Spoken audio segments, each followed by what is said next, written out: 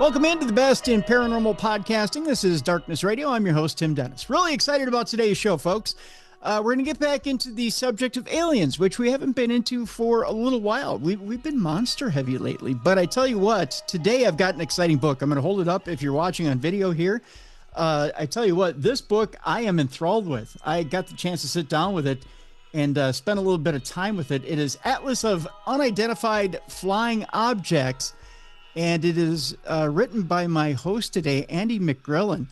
Andy McGrillen is the host and creator of That UFO Podcast. The podcast is a huge one, and I encourage you. We have a link in the description of this podcast, so you can check it out. It's got an international reach through Apple, Spotify, YouTube. It's reached over 5 million audio downloads in only 2 years, with almost 2 million YouTube views. The podcast started off during the lockdown in May of 2020. It quickly rose up the podcasting charts to secure regular places in the top 10s in science charts around the globe. In the summer of 2022, the podcast was also recognized in the British Podcast Awards in the Listener's Choice Top 20. It also continues to grow in stature and reputation as the UFO subject explores its places in the mainstream news cycle. As a matter of fact, if you go through Google, our guest Andy McGrillen is, I believe it's in if you just search Andy's name, he's mentioned in one of the latest news articles. He's quoted by a major news source in one of the latest UFO articles. I'm telling you, Andy is all over the place in the news cycle lately.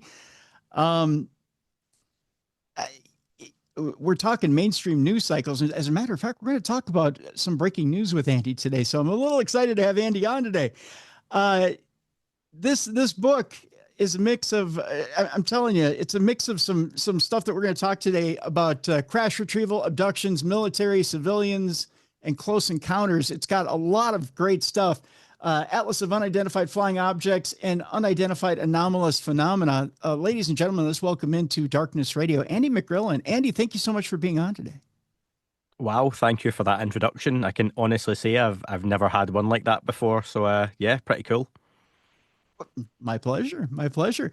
So Andy, first of all, I got to tell you, I want to compliment you on how detailed this book is, and the fact that you've broken it down into different types of experiences, different sub genres that we can go to. And first of all, it's a gorgeous book, a detailed book, gorgeous book, and the fact that we can go to this book and realize one thing that really should scare the hell out of people, that this is not a localized phenomenon. No one can go to their area and say, you know what, we think we can claim that we're the UFO capital of the world. There's no such thing. It should scare people that this is a worldwide phenomenon and it happens quite frequently everywhere.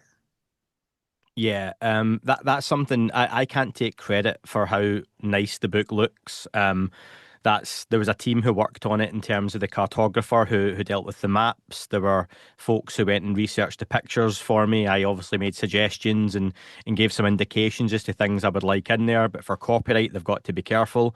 There was a copywriter who went through the dialogue to make sure whatever I had written made sense.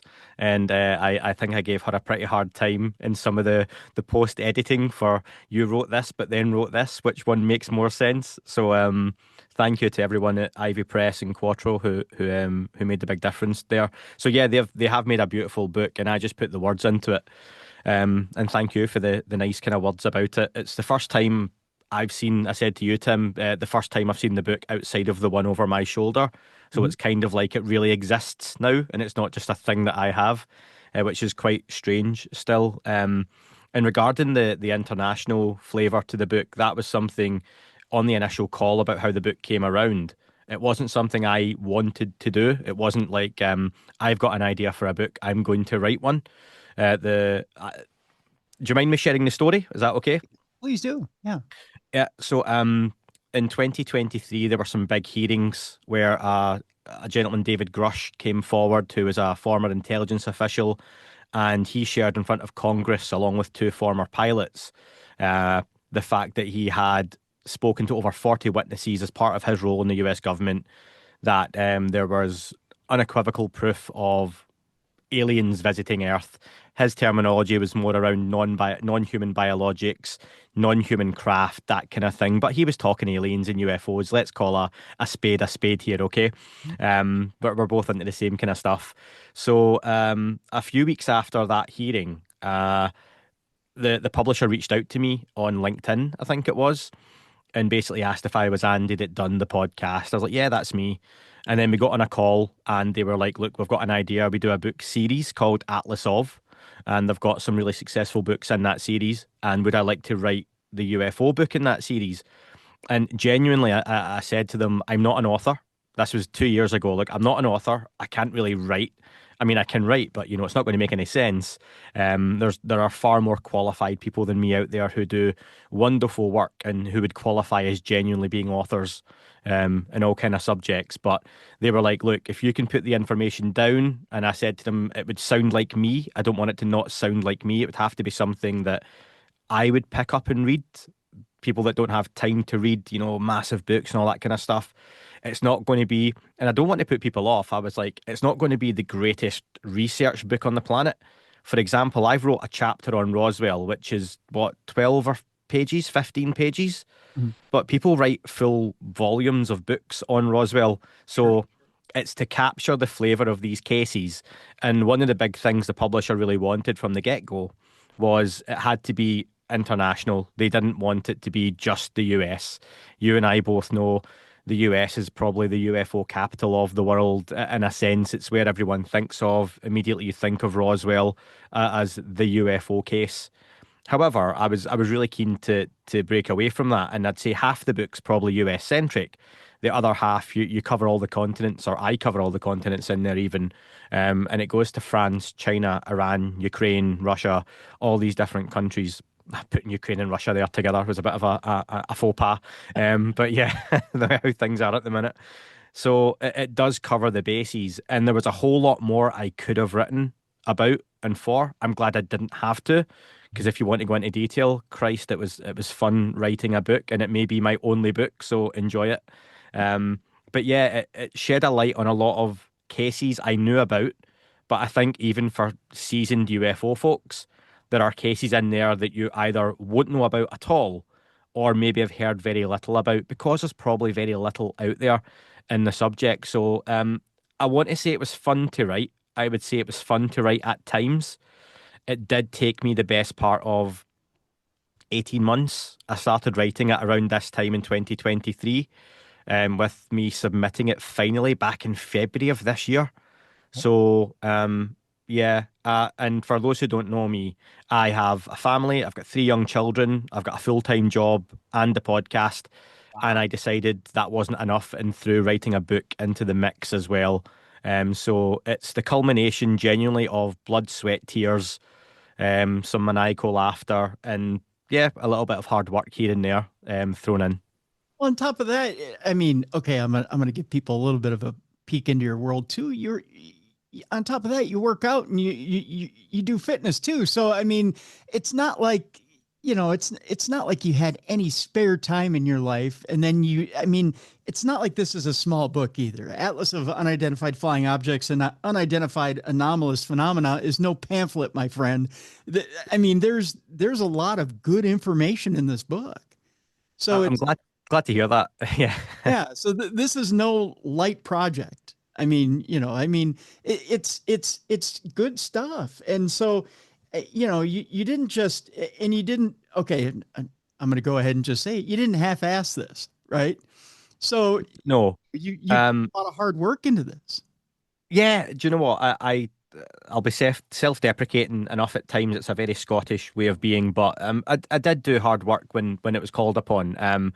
There were genuinely a few times. It's probably cliche to say that I thought I might just mail the publishers and say, look, I can't finish this. It's too much work. Probably getting it started was difficult, and then maybe got a little bit of a head of steam up, and then I think I got maybe a quarter of the way through it, and I was like, God, this is just taking so long. And then you have days where you're not motivated to do it because you've got a million things to do. And then sometimes, I'll start it next week becomes I'll start it at the end of next week. I'll start it next month. Do you know what? I'm really going to get into it the start of the month after. And Mm. before you know it, you're getting behind. And I spent a lot of afternoons, a lot of nights, which my wife will attest, going to kind of coffee shops, Starbucks being my vice at the time, and literally just cracking out as much as I could. I tended to try and watch a documentary or two, watch some clips from different YouTube shows that would maybe talk about a case, and then do a little bit of reading around it, some articles, things like that.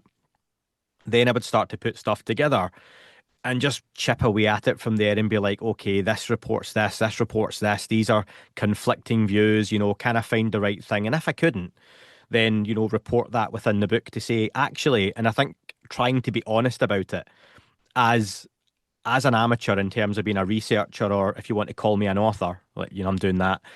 It's difficult. So just to be able to say, and it's trying me to be authentic. Look, I couldn't find which of these two things was correct, and I'll give you an example. Sure. One of the cases in the book is it the Guang? Is it China?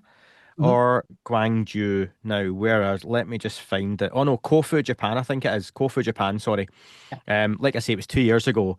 And there's a couple of young boys who have this incredible encounter of a UFO. And because of where it's from, being from Asia, being from Japan, there's not a whole lot of information on it. There's not documentary after documentary made.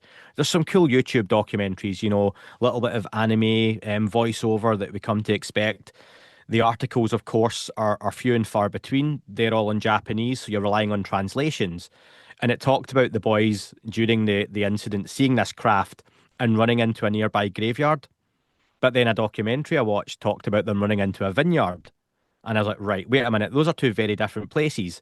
Right. But then through a little bit more research, you find out in Japanese to English, vineyard and graveyard often have the same translation.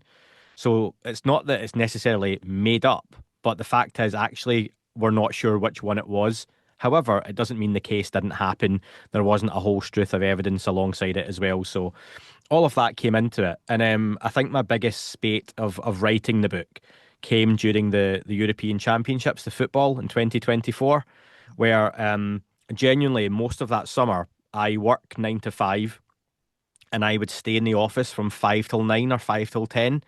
I would put the football matches on in the background, or soccer matches for the US audience and the Canadians. I'd put those on in the background and I would sit with my laptop. The office TV had the football on mute. My laptop had a documentary on, and my iPad would have like an article or a book or something. And I would just sit and try and write. And sometimes you could do like a case in a day and like a full chapter. Other times it was 2 or 3 days. Sometimes you'd have to come back to it. But it was it was an experience writing the book, and it feels like it was 2 years ago in a lot of ways. And like I said to you, my memory is god awful, so I I don't even remember half the book, and maybe I blacked out writing it. I don't know. But yeah, I know it exists because you've got one. Yeah, I'll tell you, Andy, what it is, and we talked a little bit before the show. What it is, I think, and you know this doing a show, I know this doing a show, is you go through so many cases per year. And I think you have to process and you have to move on. You have to have the memory almost of like an NFL quarterback, right? Mm, You have to have the memory of a goldfish, so to speak, right? yeah. You have to tackle what's in front of you. You have to move on to the next one. Tackle, move on, tackle, move on. I know with my listeners and viewers, they'll say to me, "Hey, you remember 2 weeks ago, or remember a month ago when you had this guy on, or you remember 3 months ago when you had this guy on and you said this?" No, I'm sorry, I don't. Because I've got to move on to the next week. I got to remember the next book. I got to remember the next project, because the next guy, the next people I have on, I got to give them all my energy, and Mm, I've got to dedicate myself to remembering their project, and I want to give them the best of me. In order to do that, I got to forget what I did in the past, and I got to move on and give them all of me. Right? mm, Order to do that, I gotta scrap what it is I just did and empty my brain so I can fill it up with what's next. And I don't yeah. think people remember that. And there's only so much capacity up here, right? Yeah, my brain works like RAM in a PC where it goes straight in and then comes straight back out. It's only required for a certain amount of time. And that's where even the style of the book, I I'm 39 years old. Being Scottish, if you're watching this, I look 50, right? But I'm 39. And I think I can appreciate, I suppose you want to call this a coffee table book, where you can pick it up, flick to a chapter, read a page, read a couple of pages, even just look at the pictures and put it back down. You don't have to pick it up and read it from beginning to end, because I find that really difficult these days with books. And my brain's probably rotted from being that generation that discovered the internet and, spent all night online, as we did back in the day. So for me, it was a book that I couldn't have written, I don't think, any other way. And it's beautifully filled out as well, like I say, with the maps and the pictures and stuff in it as well. So yeah, it's a nice one to pick up and flick through a few pages, even share with a friend and say, do you know what? Talking about UFOs, check this book out. You don't have to read the whole thing. Pick a chapter, pick a favorite case, recommend it, and they can pick it up and put it down at their will. I'll give people a sneak peek here. This is the chapter having to do with whitleystreiber in Kingston. So here's a quick look at just a brief shot of like one of the maps of Kingston here, and we'll talk a bit about Whitley here in just a moment. Mm. And because I have a question about Whitley, it's a guest we have in common. Um, Okay. Yep. Strieber. Actually, we could talk about it before the break. Whitley's an interesting case. I'll put it that Mm. way. Yep. In that the story changes from time to time, and I'm interested in talking about him to you, Andy. In that it's been a few years since we've had Whitley on this program, and you've talked to him more recently than I have. I think when Whitley was on this program, he was very uh, agitated, I think is the word. He was at a point in his life where uh, he wanted to call these visitors. I think he called them visitors. He didn't want to call them aliens. He didn't want to call them. Um, and for those who are watching or listening, the things he had this experience with, he and his wife, um, that had, as you put it so eloquently in the book, that had raped him. Uh, Mm. he he didn't want to talk about the experience at all when he was on the show with me. He gave scant details, although he would give just enough to tell the story. He was very much conflicted about whether he wanted to talk about it at all. The way he put it is, I put it in books. It's out there. And I was like, wow, it was like pulling teeth. I'm curious, for those who are just tuning in and getting to know you, Andy. What was your interview like with him? I know they can go to listen to your podcast. We have a link in the description of this program to listen to Yeah. your podcast. But what was your experience like with Whitley? And do you feel like as he's advancing in age, he's more accepting of this phenomena? And is he kind of leaning into the experience a lot more and getting to understand it a lot more? Um, so I've had a few different experiences with Whitley. All positive.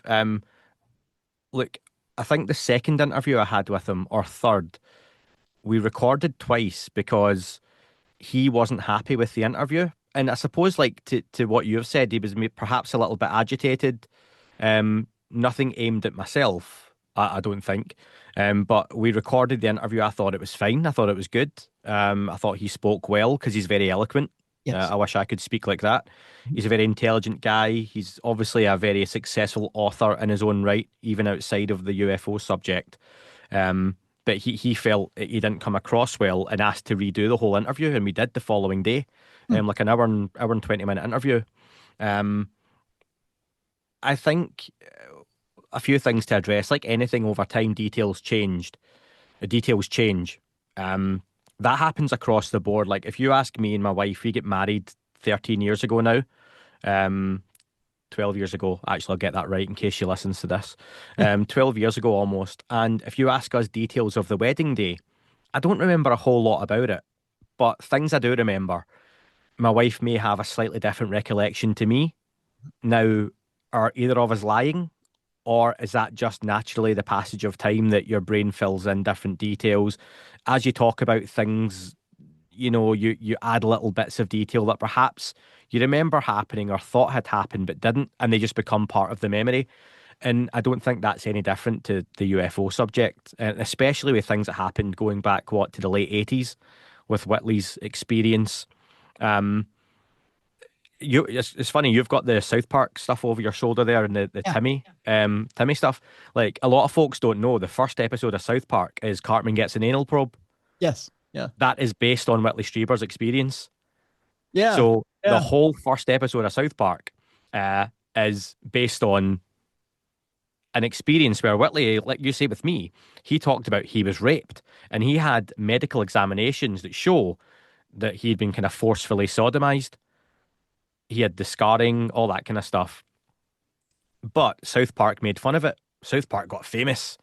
And I love South Park. So, with me, humor wise, nothing's off the table. If you're going to laugh, you've got to laugh. But hey ho, it's Right. 2025. Not everyone feels that way. But you can appreciate then if you're Whitley Strieber and you share this story, there aren't many things in 2025 left in the world that is potentially a crime. Well, I say potentially a crime. Rape is a crime. Yes. But there's not many things you could come out in public and say that would be laughed at other than something involving aliens. So for someone to come forward, I think it still does affect him clearly. Um, there's a lot more detail to the story over the years, and further incidents have happened. It's Whitley's to tell, his wife passing away, still being in contact with his wife's spirit. Those visitations have stopped. I would recommend people go and check out your interview again, Tim, with him, my interview with him, other people's, and I think it gives you different views, and that's why I love podcasting, because 5 people should be able to interview one guest, and if they're doing their job right, you'll get 5 different interviews. 85% of the content may be the same and may sound similar. You should always be able to get 10 to 15% out of that person that's different, whether it's a follow-up, a different tone, a different perspective, because your experience in life is different to my experience in life. Right. And your experience in the paranormal, whether it's Bigfoot, cryptids, UFOs, ghosts, whatever it is going to be different to any opinion I have on that, probably.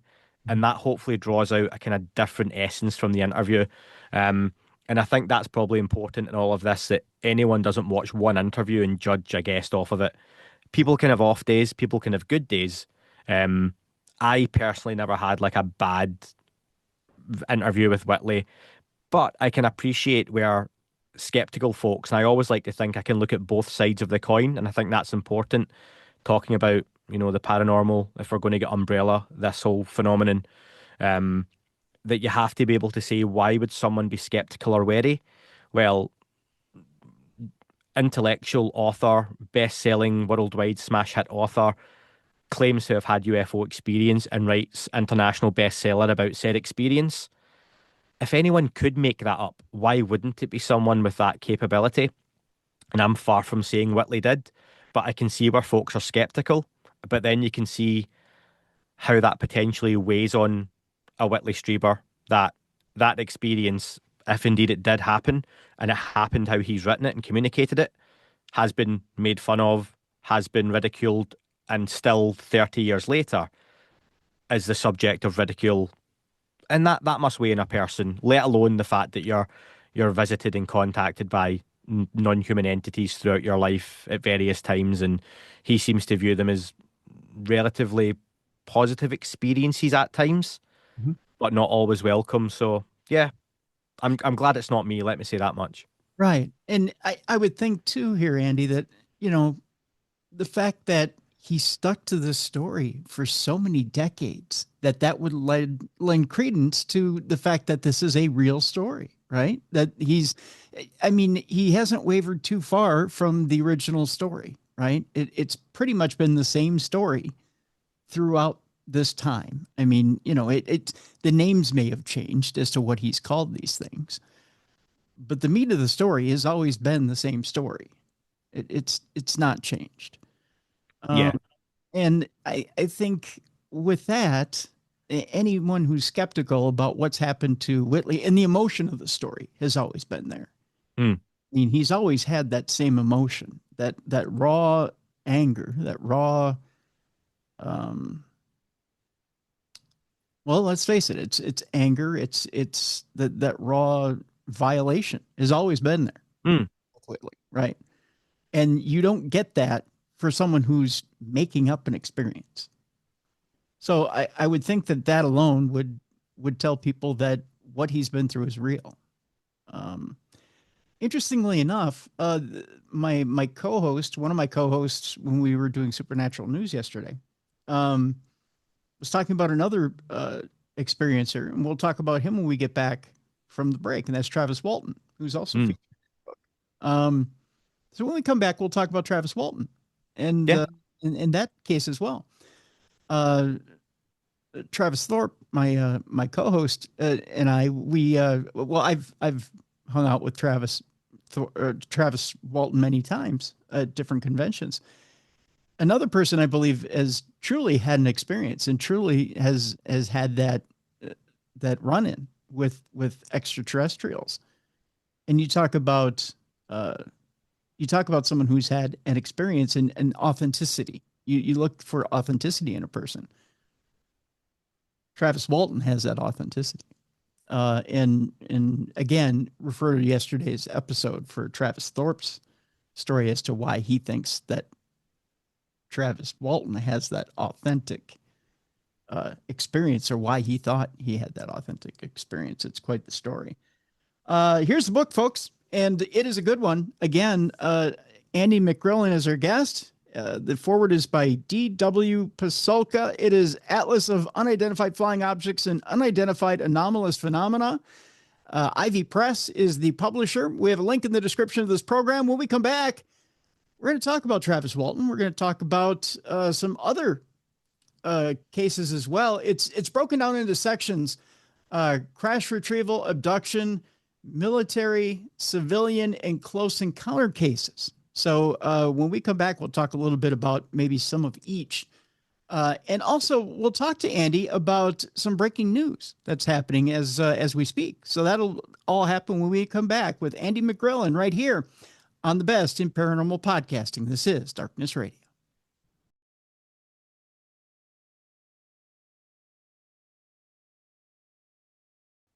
Welcome back to the best in paranormal podcasting. This is Darkness Radio. I'm your host, Tim Dennis. My guest is Andy McGrillen. This is the book right here, Atlas of Unidentified Flying Objects and Unidentified Anomalous Phenomena.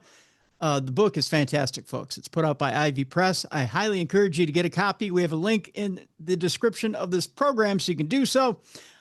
This book actually comes out, you can pre-order it right now. It comes out middle of the month. So you'll be able to get that, pre-order that book, but I highly encourage you to get it. It is available middle of the month. In fact, let me grab the exact date on that, because I do have it here in front of me here. September 16th is when this comes out. So it'll be available September 16th at all fine booksellers and online. So there you go.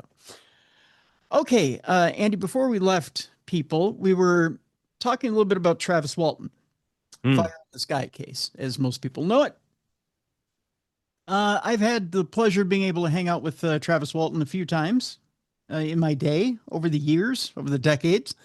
And that's, as I said yesterday during Supernatural News, that's one person who you can tell when someone's authentic, when they've had an experience, when you're laughing, chatting, having just a good time. And it's only when the experience is brought up and it seems like, boom, the light in their eyes goes out and they're right back in it, right?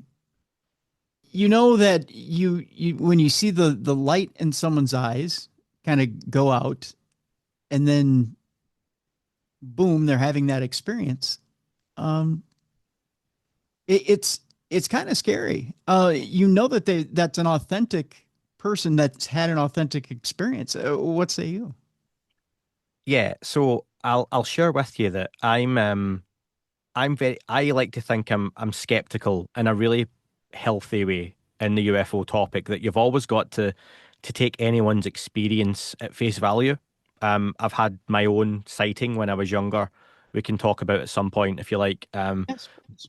But I'm not one to judge when someone comes to me and shares a story, whether it's a really intense experience like a whitleystreiber, like a Travis Walton, like a Calvin Parker, or if someone comes to me and says they saw a light in the sky, they think it was weird.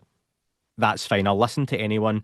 Um, a really a really famous gentleman you'll know by the name of Scott Hall was a wrestler, Razor Ramon. Yeah. Yeah. He yeah, he had one of my favorite ever quotes, and it's something like, listen to everyone's opinion, but make up your own mind.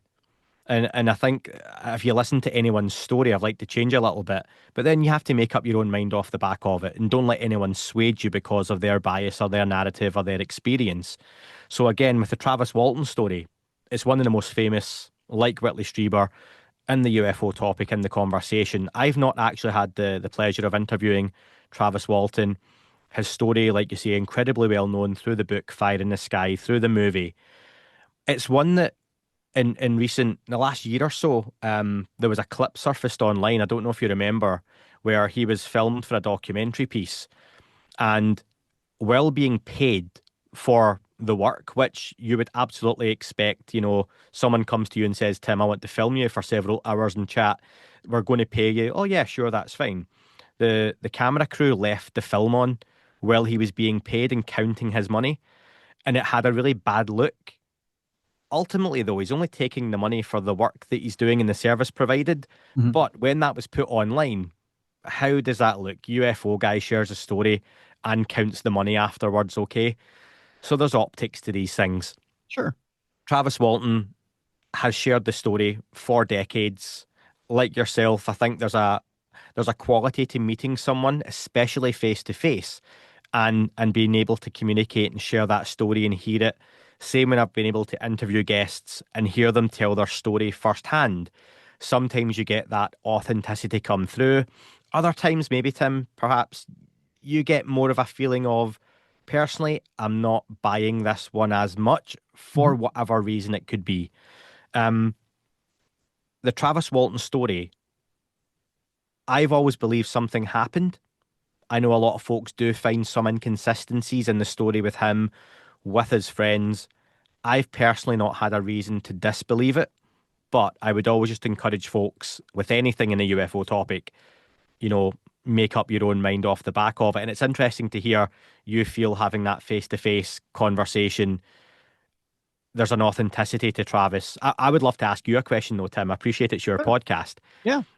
How do you disseminate whenever you speak to someone, whether it's UFOs, ghosts, whatever it is, that they're being authentic, but there's a difference between believing you're being authentic and genuinely telling the truth? It goes back to, I'll tell you, Andy, I had a mom who was a drug and alcohol counselor growing up. Mm, And there's signs of people who have been in trauma. yeah, And you can tell someone who's been through trauma, and there's body language.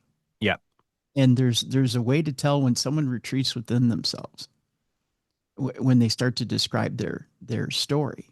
And there's little ticks and little things that they go into when they talk. Um, and there's little tells when someone is trying to fake their way through a story. mm, You know, there's yeah.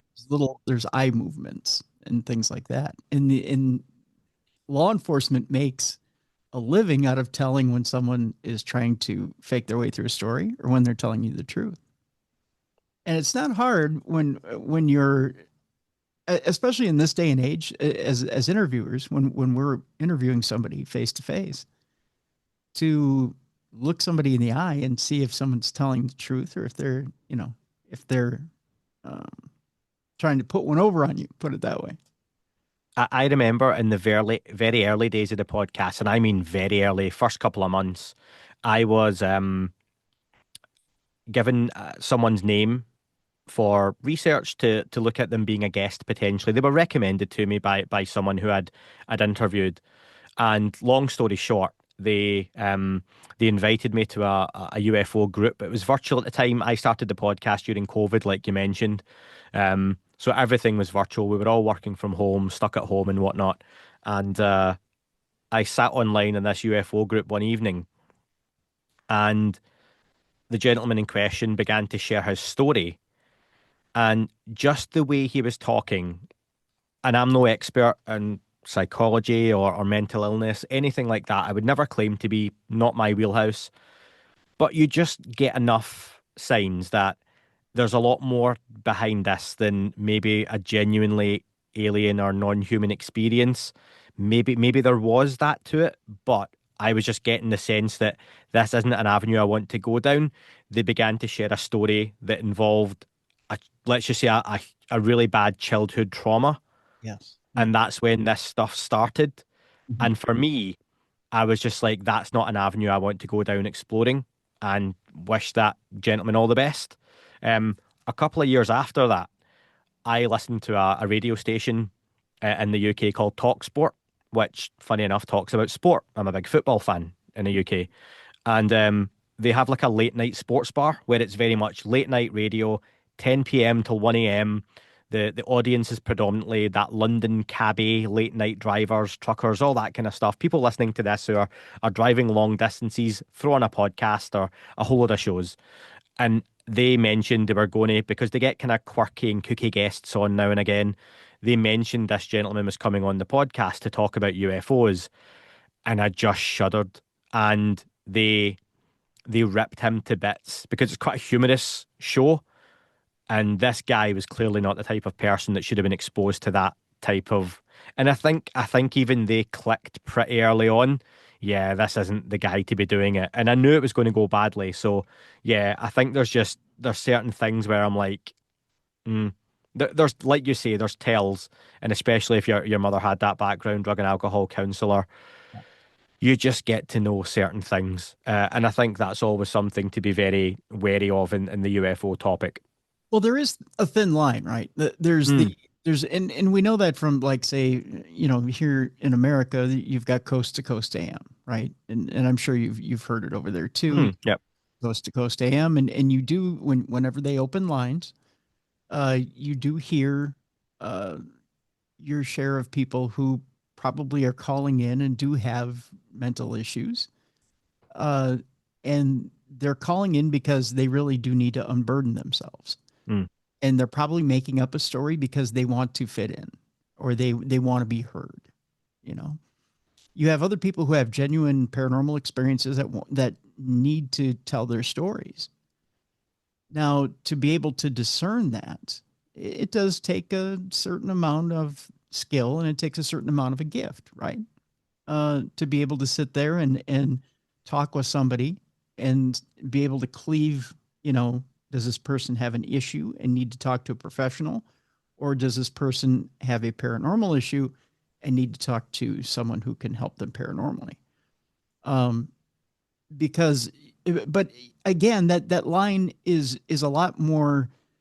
It's a lot less gray and a lot more defined than you would think. If you start to hear things like, well, the voices are pronounced and they're telling me to do something. Well, okay, we know that that's a trauma, and that's not a ghost, that's not an alien. That truly is a mental illness, and you need to. I do feel though for Tim, for there will be a percentage of folks who are either are experiencers, contactees, whether you want to even go down the route of like mediumship or channelers, all that kind of stuff, who maybe the line does blur for some, and Oh, sure. excuse the Scottish accent, folks, the word blur is difficult to say. Sure. There is that kind of mixing where perhaps someone does have a mental illness brought on by a genuine experience, but how do you discern for that? And that's where, when I've had interviews in the past with folks who are quite deep in the experiencer field, it's one where I'm always very cautious and skeptical. But again, I love to give people the platform to talk about their experiences if possible. Mhm. I think there's really good organisations to go to who can talk about folks who maybe are having a difficult time with these types of experiences. But do you go down the route of just believing everyone? And I think that's a dangerous route to go down. Or do you go Yes, down the route of not believing everyone, which is probably equally as dangerous? that is So right. there's a discernment there, which, like you say, there's probably a skill or at least an empathy required to kind of navigate. Well, and that's what makes a guest like Nathaniel Gillis so interesting. I don't know if you've had him on your show, but Nathaniel Gillis has had an interesting, as a demonologist, I would say demonologist slash alien hunter, Mm. um, is a bit of an interesting uh, cat in himself, right? He's one who has found that these demons are taking alien form, and he believes that aliens and demons are one and the same. That they're I wouldn't. I've never hosted Nathaniel. Again, there's kind of conversations that maybe aren't for me at this moment in time, where I'm at with the UFO topic, or have been my whole life. That's just maybe not my bag, as such. But I don't necessarily think that's totally unfair to go down the route of angels and demons just being labels for something that hundreds of, if not thousands of years ago, people didn't understand what they were seeing. sure. At one point there was no word for blue, so the sea was described as being silver Hmm. because that was the closest word they had to it. So if you go down through the roots of language and the origins of language and words, people far more intelligent than myself can do that. The foreword to the book you mentioned was written by Diana Walsh Pasulka. Hmm. Diana Pasulka's been on the Joe Rogan podcast now several times, a religious history professor. She is wonderful and speaks so well about the UFO topic. She famously wrote the book American Cosmic, which is like a huge bestseller and very well known across the UFO world. And she goes into that background, having visited the Vatican's archives and that religious background she has, where she pulls on this could be an example of something that perhaps is non-human. Here's where things get mixed together, and who's to say this phenomenon, whether it be a spirit, an entity, a jinn, um, poltergeist activity, an alien being, and I do hasten to use words like sprites and fairies because they have certain connotations, but those are largely down to modern media. All of these things, when you go back far enough, have a lot of very similar tropes, a lot of very similar themes, a lot of similar looks, and a lot of occasions as well. And perhaps these are just the way over the years they were bastardized across religions, mythologies, folklore. And that's where you become, if I say fairy, you think Tinkerbell. That's a Disneyfied image. In the same way, Santa Claus, you think of a certain look, that's Coca-Cola. If most folks know that now. Um, One of my favourite analogies, if you'll let me, Sure. is that if I ask you what noise does a frog make, most people will say a ribbit. Mhm. And it's actually most frogs don't make that noise. I think it's something like 3% of the world's frogs make a noise that sounds like ribbit. That's because the frog local to Hollywood back in the day made the noise ribbit. So whenever you heard a frog in a Hollywood movie, it made that noise. However, 97% of frogs make a croak. But because of a Hollywood bias, we have this idea in our head of what a frog is. So now amplify that across the paranormal world, UFOs, aliens, any number of different narratives. You've got a Hollywood depiction of what that is. And I think that's why if you say to someone now, I don't discuss fairies on the podcast, I'll use that as an example. Oh, here's some pictures of fairies, or someone's talking about having an experience with fairies. They'll laugh because they think Tinkerbell, they think Peter Pan. That's a fairy, not the traditional folklore version of what a fairy would be, which is that a label for alien, whatever it may be down the line. So, yeah, it's an interesting aspect to the topic. Well, and forgive me, the only reason I bring Nathaniel into the conversation is this, and that is because he had an experience himself where he was possessed at an earlier age, and the demon itself presented itself as an alien. Mm. So that's the only reason I bring that into the Yeah, conversation. yeah. So that's neither here nor there. Um, Switching things up a bit. And then we'll get back to the book itself, because I want to talk about one or two other things here in the book, and specifically about experiences. I had teased earlier in the program that there was some breaking news that was happening in the actual UFO world. You had brought up David Grusch earlier in the Mm, program. One thing I want to ask you before we get into the breaking news that's happening around the world is this. I've always, we've had discussions on supernatural news between myself and Travis Thorpe about what happens with these whistleblowers when things settle down on Capitol Hill. I'll put it that way. Luis Elizondo has come forward and he's brought quite a few things forward. My concerns for David Grusch, I get a bad feeling, Andy. I really do, because it seems to me like these lawmakers are playing around, but they don't really want to get anything done. I mean, yeah. no one's ever said, you know what, let's look into USOs. Let's look into abductions. No one's ever said, you know what, let's bring in abductees and get their experiences. Let's dig deeper. Let's really get some solid evidence. That's not going on at Capitol Hill. It's just, oh yeah, just bring your stuff forward and we'll take a look at it. Yeah, so a few different things on that, and it's an interesting aspect of the UFO conversation. Um, Let me say, if I have a conversation with a colleague at work, my day job, about the UFO topic, I don't go around advertising the fact I have a podcast, okay? Um, if the subject of UFOs came up, there's the whole basic conversation of, do you believe in that stuff, or do you believe UFOs are real? And you do the whole, well, UFOs are real. It's unidentified flying object. It means just that. It's an object. We don't know what it is. What you're asking me is, do I believe in aliens? Let's just, again, call a spade a spade. And yeah, that's what we're asking. So then I usually try and put people on the back foot and just entertain the conversation in a different way. And you can kind of go around the look of, okay, so what if these things aren't coming from far away? Because that seems really impossible and difficult for us to do. So it's hard to comprehend something else doing it. So, and then usually it'll be, what do you mean? Okay, so what if these objects are already here? Mm-hmm. Well, where? What if they were under the water? And you can kind of entertain different aspects of the conversation with a friend or member of the public or a family member to a certain point. But as soon as I start saying, well, what if there's an underwater factory that's mobile and moves whenever the US government approaches it and it's generating non-human drones, you lose people out that conversation. When you talk about, true experiencers, the light going out, a friend or a member of the public when you're chatting to them at a party or a wedding or whatever you go to, and you start getting too deep Yeah. and you see the light just diminish and they tune out and they are trying to get away from that conversation. Now bring an abductee, bring an experiencer, bring someone that's going to take the conversation up several gears into that setting, and I just think you lose too much of the public, and we're not there yet to have that conversation.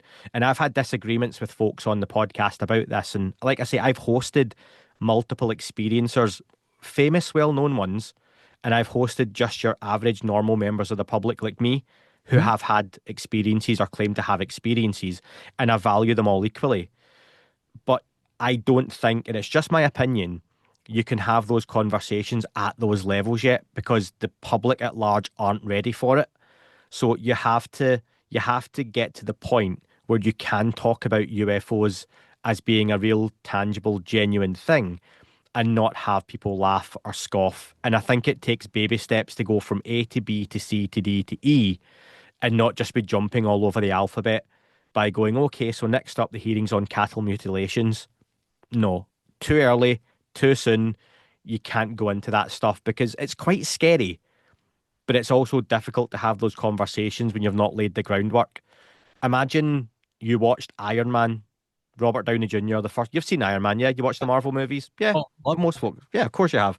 So imagine you watched Iron Man, and then the next film I showed you, having not seen the rest, was Avengers Endgame. Oh, geez. Yeah, Yeah, it's far forward. Yeah. that's a big jump, isn't it? Yeah. Who are all these characters? What's going on? Where did he come from? Who's this bad guy? What happened to the last one? Wait, they're in space. There's a talking raccoon. It's too much. But what Marvel done was they built up your expectations and what the movies are going to be over a decade. And they gently brought things in. They introduced new settings, new characters, new abilities, bigger stories.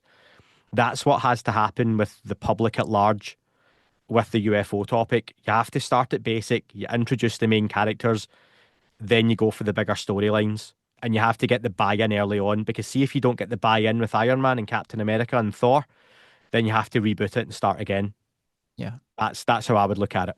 Yeah. It's a good analogy. Good analogy. So if you don't mind, can we ask you what your experience was? Yeah, yeah. And we have to go over the breaking news stuff as well, Yeah. remember? Yeah. Oh, yeah. Um, That's right. Yes. Tell us what the breaking news stuff is. Yeah. yeah, just while I'm on that. There are hearings in the United States now scheduled for the 9th of September. So they're happening at 10 a.m. Eastern, which is what, 7 a.m. Pacific, I believe, if Yeah. my US time zones are correct. So that'll be like a 3 p.m. here in the UK on Tuesday at the US Capitol Visitor Centre. So from what I'm told, that's quite a big room to host that in. That can hold hundreds of people. Mhm. Um, we actually just today, in the last couple of hours, have the witnesses and their names of who are going to be testifying in front of Congress.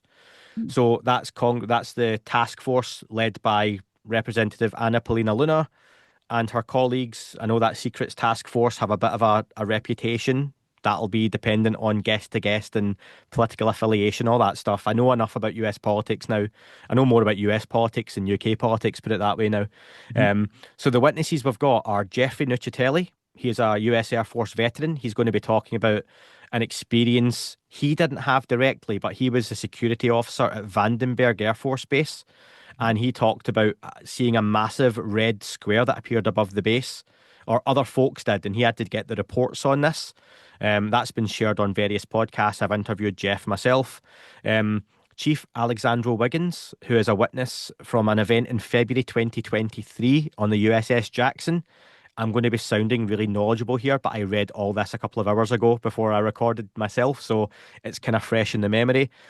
He observed a Tic Tac shaped object coming out the ocean, joining up with other Tic Tac shaped objects and shooting off. This is backed up by radar logs, multiple witnesses. So he's going to be speaking. He's an active member of the US Navy, I believe, still. Um, you have Dylan Borland, who is a US Air Force veteran. I don't know much about him. Not many folks do know much about Mr. Dylan Borland, but he's coming forward with his own story. And George Knapp, who is probably a more familiar name to folks, famous UFO journalist George Knapp, based out in Las Vegas. He's been reporting on the subject for the best part of 40 years now, famously bringing forward Bob Lazar and telling the whole Bob Lazar story back when he was under the pseudonym Dennis. That's the four folks. It'll be free to watch on YouTube. I've shared the link on my social media, but if you go on to the House oversight, oversight.house.gov, all the links are on there. You'll find them on social media. But that's happening live 10 a.m. Tuesday, 9th of September. So I recommend folks kind of tune in to check out what's said at those hearings. And all I would ask is people temper their expectation. These hearings are not set up for the public to realise that UFOs are real, aliens exist, and here's the proof. What you're going to hear is credible members of the military who are sharing experiences that are coming forward under difficult circumstances with a lot of pressure on them, and they're sharing experiences that either they had directly or colleagues they know of had directly, in which they shared. So that'll happen on Tuesday, and very much look forward to that. The title of the hearing, when you bring up whistleblowers, this is particularly why I wanted to mention it, is called, the title is Restoring Public Trust Through UAP Transparency and Whistleblower Protection.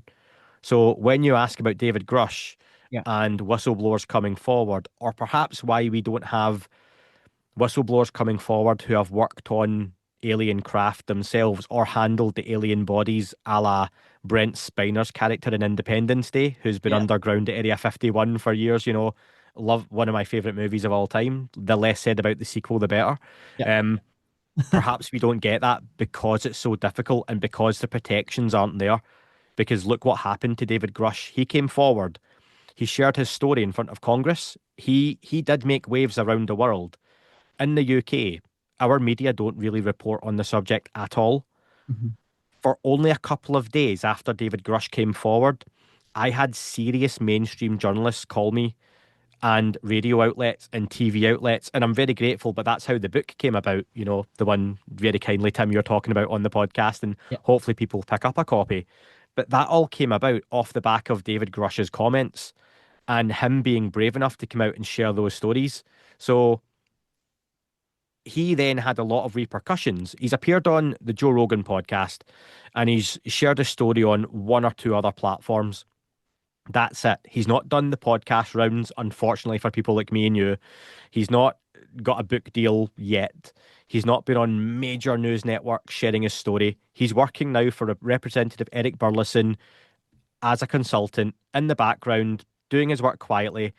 He had a slander campaign against him from a journalist who managed to FOIA, which is notoriously difficult to FOIA anything with the US government, but they managed to find within 24 hours' notice some very sensitive medical records that they shouldn't have been able to find, which talked about PTSD, David Grush's past, to defame him and slander him.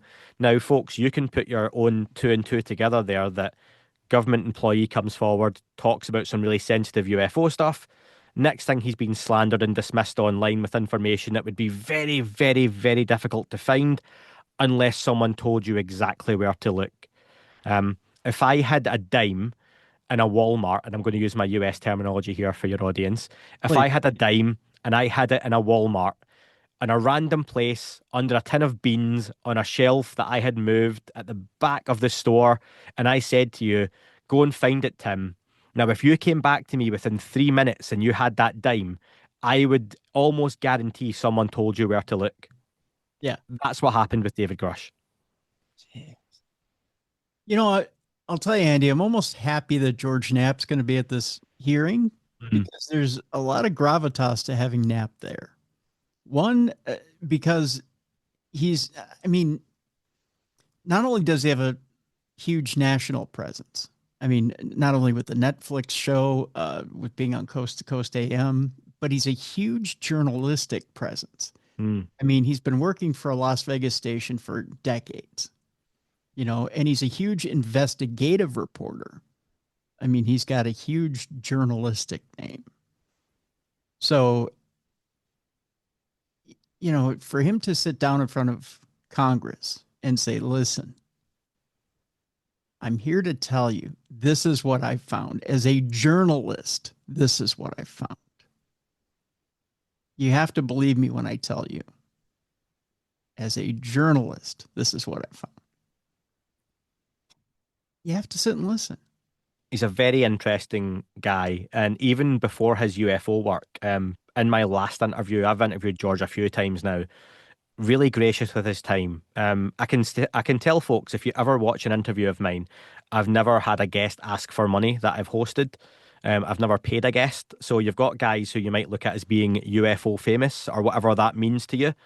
They've never been paid. They're giving up their time and they replied to emails and text messages and have conversations with me out off their own back. And my favourite conversations with people like George Knapp are the kind of 10 minutes before and 10 minutes after the interviews where they kind of chat to you. And I wish people could see and listen. They're not spilling the secrets of the UFO world to me, but just that authenticity you talk about, that I've had guests where the interview's done, bang, they're gone. They're very, and they don't owe me anything, but when someone takes their time to spend time with you just to chat and ask about you and how you are and what you're doing, and there's a genuineness to that. And for me, that's hard to fake and wouldn't make sense that guy's a government shill and this is a psyop and he's doing this. Well, not for me. So yeah, George Knapp for me is a wonderful guy and has done a lot of great work. Even he wrote about the mafia in Vegas decades ago, and that was a really scary subject. When you talk about, people going missing in the middle of the night, writing about the mafia in Vegas back in the 80s and 90s, you didn't do that, or otherwise you ended up underneath one of those casinos and no one found you. So George Knapp's quite the character, quite the cat, I think, as the folks would have said back in the day. Yeah, he could have ended up in a barrel in Lake Mead. He could have been one of those guys who ended up in the dry lake bed at one time. 100%, yep. Yeah, but yeah, talk about a brave guy. Yeah, so what he brings to that hearing will be interesting because what you've got is one second-hand witness, Jeff Nuccitelli, I believe is going to be second-hand. So he'll be sharing information based on conversations he's had. The other two witnesses, Alex and Dylan, I believe are first-hand witnesses sharing their own sightings, their own experiences, their own stories from active duty. And then you've got George, who is a bit of a wild card because is he going to be there representing whistleblowers who haven't come forward yet for whatever reason that may be? Their own protection, they're not ready to, or they would rather speak through George. Is he there to talk about the history of the subject and answer questions in a different way? He's going to be there for a reason, but like you say, I don't think there's many folks better who aren't first-hand witnesses to speak to on this than George Knapp. Even Mr. Rogers had to stand up in front of Congress and plead for money for public television. Mm. Even if George Knapp has to stand up there and just plead for Congress to take a look at UFOs, I mean, everyone needs a spokesman or a spokesperson. Yeah. So if there was a Mount Rushmore to speak in front of Congress and it wasn't military folks because of the natural first-hand experiences, Knapp would be one of my four. Yeah. Yeah, I got to think he's an incredibly strong voice, so I got to think that's it. So, Andy, let's get your experience. I want to get your experience with the UFO. I want to hear your personal experience. So in the mid-90s, I can't give you an exact year because it was the mid-90s. I was about 10 years old, let's just say, and we have an organisation in the UK called the Boys Brigade.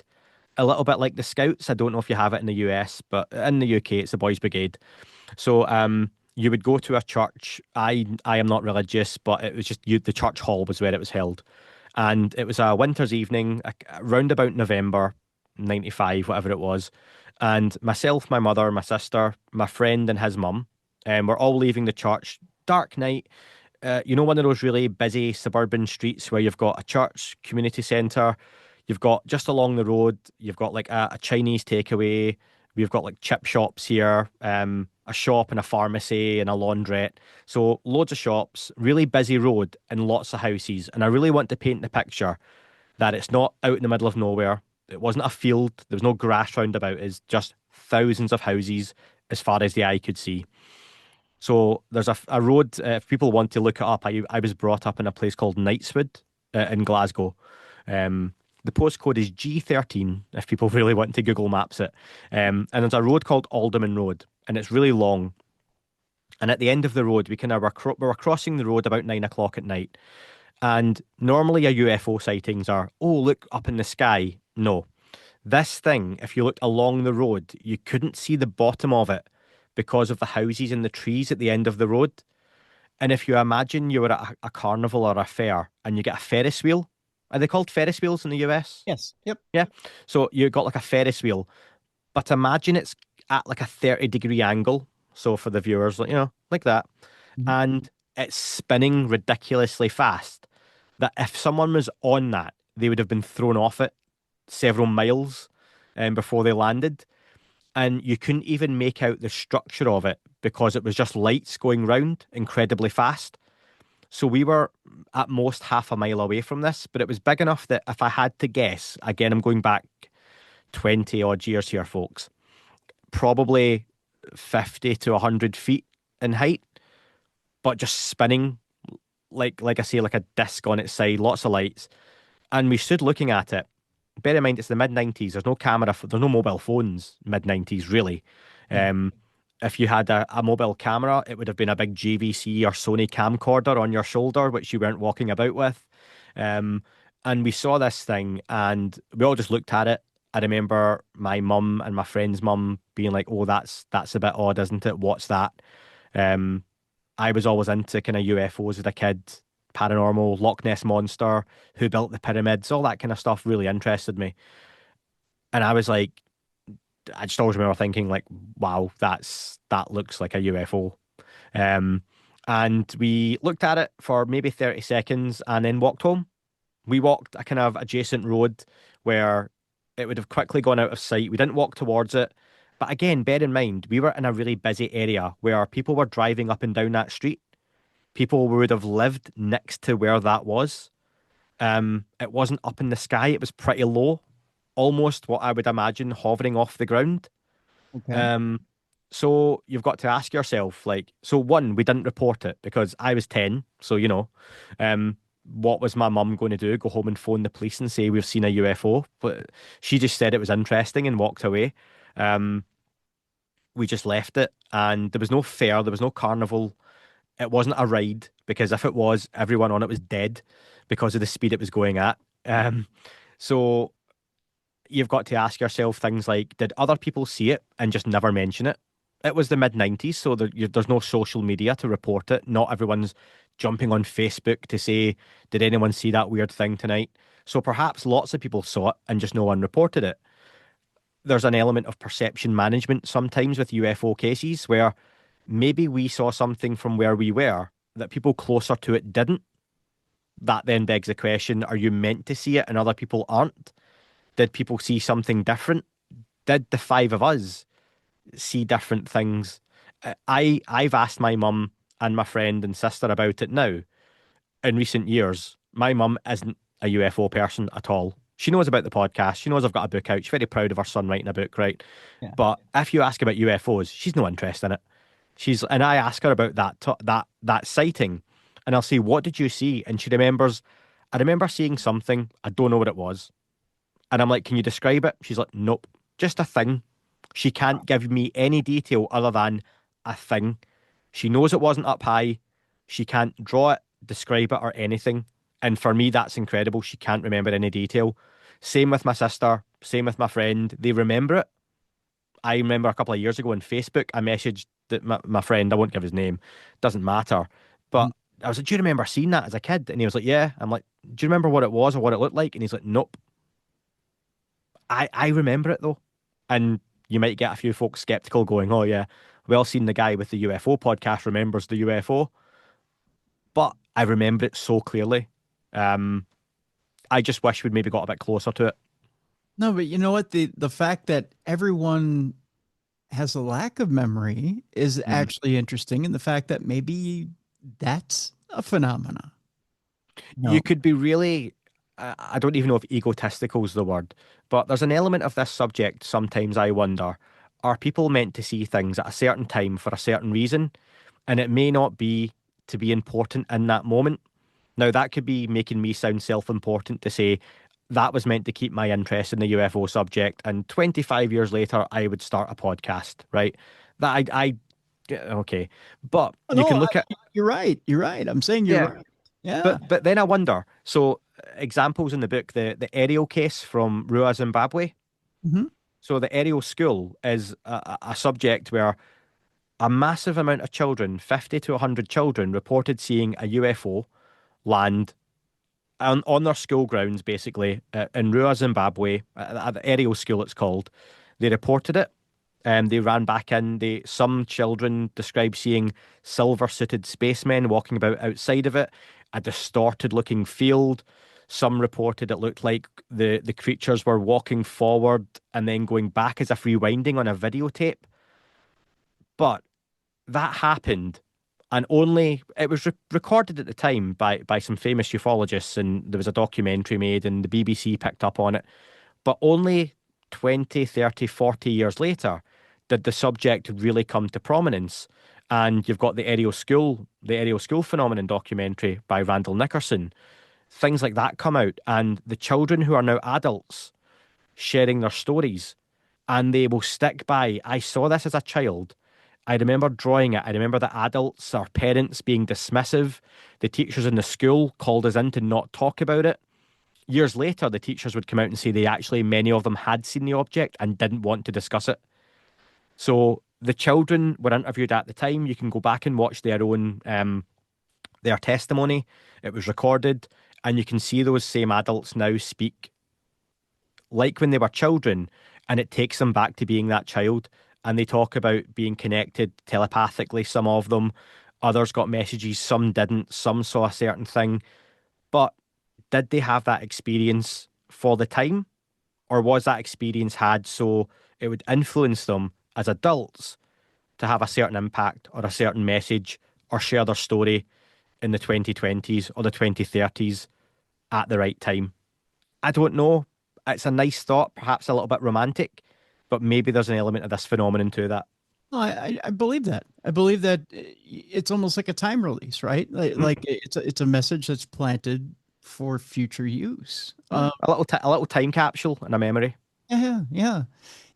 As you're sitting there and you're putting that theory out there, the one thing that keeps hitting me over and over and over again is did you your mother, your friend, did you all have any lost time when you saw your No, UFO or nothing like that?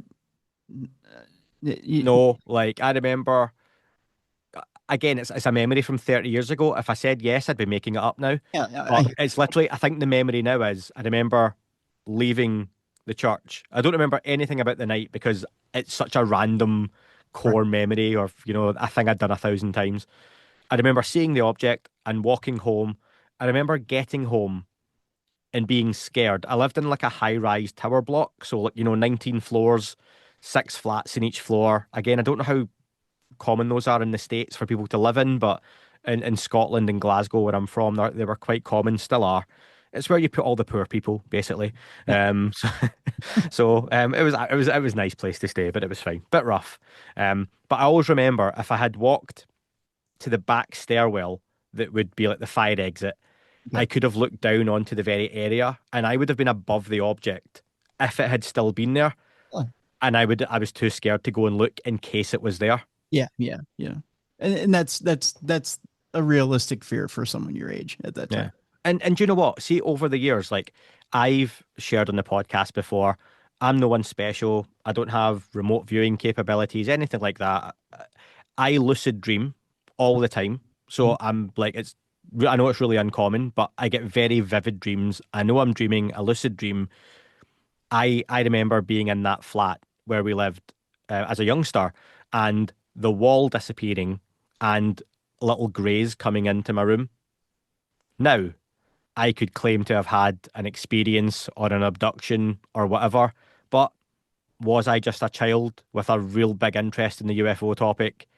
Because if I'm going to claim that actually happened, then did I also fight with the Avengers? Did I play for that football team I love? You know, and that's where I like to think fair with the UFO topic, take things at face value, but so yeah, but that sighting happened definitely. It was very real, um, very strange, and I've not heard of many others like it. And it's something a lot of listeners reach out to me quite regular, and they'll share videos of other sightings and be like, "This sounds like yours," and I've never really had any really close to what I saw because it was like a Ferris wheel at a 30, 40 degree angle, spinning incredibly fast. It was just lights. Wow, That was it. that's crazy. So that's my, and do you know what I love about my own experience, and I think this makes me appreciate and if anyone listened to what I said earlier about experiencers or the orb phenomenon or anything like that, and I sound overly skeptical, I don't expect anyone to just believe me in what I saw. People would be like, he misidentified something, he's making it up, blah, blah, blah, blah, blah. That's fine. But for me personally, I know what I saw. I remember it. It sounds ridiculous. It was what it was. It's quite unique in terms of sightings because it happened low down and everything like that, and a very busy area. However, that helps me in the UFO topic. Whenever someone, a higher up, an official, a well-known personality lets you down with a statement or a sighting or their opinion, or an organization or a group gets debunked, or a sighting or a video gets debunked, that's fine because myself and tens of thousands of other people have had experiences, anomalous sightings, weird things happen to them. If we go over to even like the ghost side of things, weird apparitions, moments, feelings, chills, whatever it is, you can't explain, but they've happened. And that's enough for me to keep going with the UFO topic and be like, do you know what? There is something to this. Let's kind of keep pushing forward. Yeah, absolutely, absolutely. I tell you what, Andy, I think we're at the end of our time here, but God, I'd love to do this again. I definitely Yeah. want to do it again because we've got so much more to talk about. This book right here, though, folks, I highly encourage you to go get it. There's so much more to talk about, even with this book. But I tell you what, we're gonna put it on ice for today. There's 5 separate subsections to this book that have so much in it. Any case that you can think of worldwide that has had any attention drawn to it. I was surprised, actually, Andy, before we leave people today, I was surprised at the amount of cases that I've heard of that have anything to do with anything in the world that you'd included in this book. The case from Iran, I Mm. remembered that you'd thrown in here. Um, I mean, for one, that I went, oh yeah, that's right. The one from Iran from the 70s is in here. You know, Famously got a lot of detail because of the pilots and yeah, intercepting the objects and yeah, going back that far. And just let me add, I know we're at the end of our time, and I will come back on whenever you like, Tim. I owe you one. And thank you to folks for listening to me for this long. But the older cases have this kind of wonderful authenticity. There's that word of the day, I think, for us on this podcast, because it's so easy now to dismiss something as a drone or top secret US technology or the Chinese testing out a new hypersonic, craft. If you're going back to the 60s and the 70s and even before that, there's a lot less you can put down to what something was traveling at 6,000 miles per hour or evading radar or spoofing someone. You're talking about technology that is generations ahead of what we have now, being flown back in the 70s. yeah. And yeah, in cultures and societies that were far less understanding or accepting of the UFO conversation now back then. So yeah, I think there's a nice spread not only of cases throughout the world, but through different decades as well. Right, exactly. And you put it eloquently there, Andy. You've got, like you said, a good spread from not only time frames but also from different countries and from different subsections. So it's all in this book, Atlas of Unidentified Flying Objects and Unidentified Anomalous Phenomena. It's put up by Ivy Press. We have a link in the description of this program so you can pick it up. Andy McGrillen, I want to thank you so much for being with us today. Thank you for having me. It's been an absolute pleasure, as they say in the podcasting world. Absolutely. Pleasure's all mine. Folks, that's going to do it for this week. I want to, again, thank Andy for being here. And again, folks, I want to thank you for being with us. A couple of notes before we take off for today. One, I want to thank Troy Palmer, the executive producer of this program. Thank you, Troy, for everything you do. Two, I want to remind people, if you're listening to this program, you're not watching this program, you can check us out, the original Darkness Radio, on YouTube. And if you're confused as to where to find us on YouTube, it's real simple. Just go to darknessradioshow.com. Both the video and audio of this show are in one place. You just click on the title of the show that you're looking for. You'll see them stacked one on top of the other. You can get both video and audio in one place. That's at darknessradioshow.com. Three, are you looking for fun events and stuff to do? Well, it's real simple. Again, darknessradioshow.com. Go to the events page. You'll be able to find a couple of different trips right now that our partners at Mysterious Adventures Tours are offering. 2 of them during Halloween. One of them, Dacre Stoker, is taking all of you, if you choose to go with him, to Romania for Halloween. You can party with him at Bran Castle right there, which is what's a good way of putting this, was the inspiration for Bram Stoker to write, not write, but to, that was his inspiration for Dracula's Castle, was Bran Castle in the novel Dracula. So, but you're going to spend 12 days in Romania with Dacre Stoker, if you so choose, or you can just choose to party on Halloween at Bran Castle. There's 2 different packages there. You can go to darknessradioshow.com, click on events, and then click on that link, and you can choose one of those 2 packages. The other package that's available is with Brian J. Cano. You can go to Ireland for Halloween, where it all started. Go to the Puka Festival for Halloween. So again, you've got those 2 different trips. Click on the links at darknessradioshow.com/events. The third trip that you're going to want to check out, folks, is the paranormal cruise that's coming up in June to France. And of course, Darkness Radio is a sponsor for that paranormal cruise through Mysterious Adventure Tours. there's a sign up for it right now. So go check it out right now. All right. So that's all I got for this week, folks. I want to thank you so much for continuing to watch and listen to us here. So for Beer City Bruiser, for Mally Fox, for Jessica Freeberg, I'm Tim Dennis. Thank you so much for continuing to support us, for listening to us, to watching us right here on the best in paranormal podcasting. This is Darkness Radio. For more audio and video archives of the show, intriguing content, fun events, and cool swag, check out darknessradioshow.com. The executive producer of Darkness Radio is Troy Palmer. If you enjoyed today's program, be sure to like and subscribe. Thank you for watching, and have a great weekend. And be sure to help out a disabled or elderly friend, neighbor, or relative this weekend, and be a light in someone's darkness.